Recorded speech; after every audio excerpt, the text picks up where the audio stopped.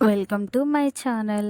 ఈరోజు మన రెసిపీ వచ్చేసండి టేస్టీగా జ్యూసీగా గులాబ్ జామూస్ అయితే ప్రిపేర్ చేసుకుందామండి. నేను ఈరోజు ఇన్స్టెంట్ గులాబ్ జాము పౌడర్ తోటి గులాబ్ జామూస్ అనేది ప్రిపేర్ చేస్తున్నానండి. ఇవి మనకి ఒక చిన్న టిప్తో కనుక మనం ఇలా ప్రిపేర్ చేసుకుంటే గులాబ్ జామూస్ అనేది ఎక్కువగా క్రాక్స్ అనేది రాకుండా ఈ ముద్దగా అవ్వకుండా గులాబ్ జామ్స్ అనేది పర్ఫెక్ట్‌గా వస్తాయండి. మనకి టేస్ట్ అనేది కూడా చాలా బావుంటాయండి జ్యూసీగా.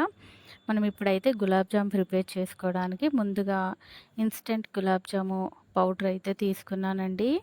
ఇప్పుడు ఈ పౌడర్ అనేది బౌల్‌లో యాడ్ చేసుకొని, ఇప్పుడు దీంట్లోనే నేనైతే ఒక 1 టేబుల్ స్పూన్ మైదా పిండి అనేది యాడ్ చేస్తున్నానండి.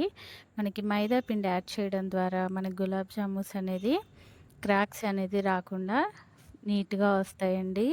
ఇప్పుడు దీంట్లోనే మనము వాటర్ అనేది కొంచెంగా యాడ్ చేసుకుంటూ పిండి అనేది మనము ఇలా స్మూత్‌గా అయితే కలుపుకోవాలండి.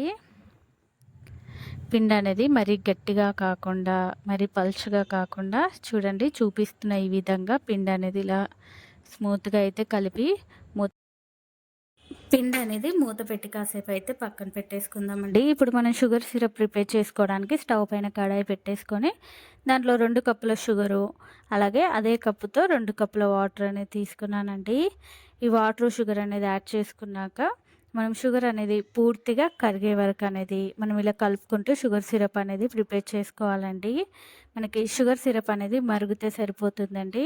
ఇలా మరుగుతున్నప్పుడే దీంట్లో కొంచెం ఇలాచీ పౌడర్ అనేది కూడా యాడ్ చేసుకొని దీన్ని ఒక 2 నిమిషాల పాటు మరిగించుకొని స్టవ్ అయితే ఆఫ్ చేసుకుందామండి. స్టవ్ ఆఫ్ చేసుకొని మూత పెట్టి షుగర్ సిరప్ అనేది పక్కన పెట్టేసుకుందామండి. మనం ఇందాక కలిపి పెట్టుకున్న గులాబ్ జామున్ పిండి అయితే తీసుకొని ఇలా బాగా చేయితో కలుపుకొని దీంట్లోంచి చిన్న ఉండలుగా తీసుకొని ఎక్కడ క్రాక్స్ అనేది లేకుండా మన అరిచేతుల మధ్యలో పెట్టుకొని ఇలా గులాబ్ జామూస్ అనేది ప్రిపేర్ చేసుకోవాలండి.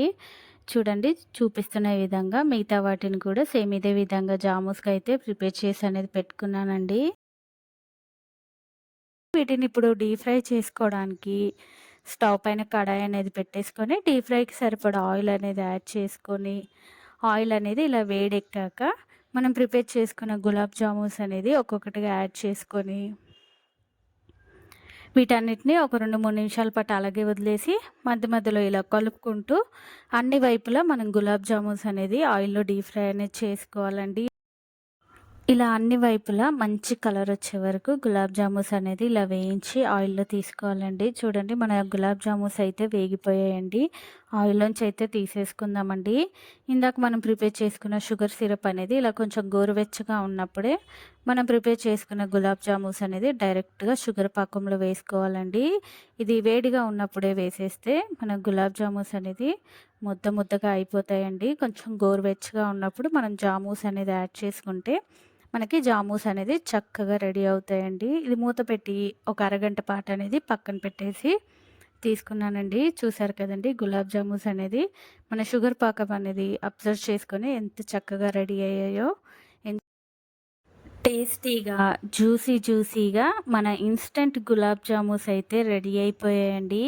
మనము చిన్న టిప్స్ అనేది పాటించి కనుక గులాబ్ జామూస్ అనేది ప్రిపేర్ చేసుకుంటే ఇవి చాలా సేపటి వరకు అనేది క్రాక్స్ అనేది రాకుండా ముద్దగా అవ్వకుండా మన గులాబ్ జామూస్ అనేది పర్ఫెక్ట్‌గా వస్తాయండి. తప్పకుండా మీరు కూడా ఒక్కసారి ఈ విధంగా గులాబ్ జామూస్ అనేది మీరు కూడా ఒక్కసారి ట్రై చేసి చూడండి. చూసి ఎలా వచ్చిందో నాకు కామెంట్ సెక్షన్‌లో కామెంట్స్ చేయండి. అలాగే ప్లీజ్ మర్చిపోకుండా లైక్ చేయండి. నా మరిన్ని వీడియోస్ కోసం ప్లీజ్ మన ఛానల్‌ని సబ్స్క్రైబ్ చేయండి, షేర్ చేయండి. Thank you for watching the video.